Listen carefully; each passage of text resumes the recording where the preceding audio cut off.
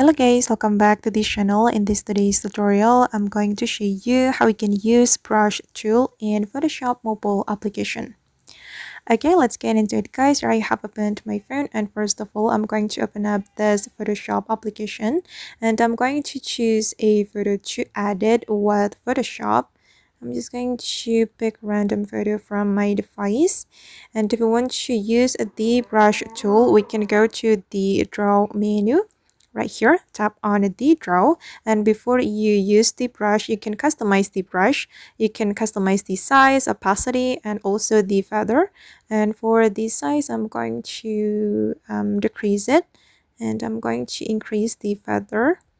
Okay, and for the brush color, I'm going to choose this pink color. Then you just need to draw on your image like this. Okay. And if you want to erase the drawing, you just need to go to the eraser and customize the eraser size like this. And I'm going to erase it. Okay. Alright guys, and that's all the way to use brush tool in Photoshop mobile application. I hope this tutorial will be useful for you. Thank you so much for watching and see you in the next video.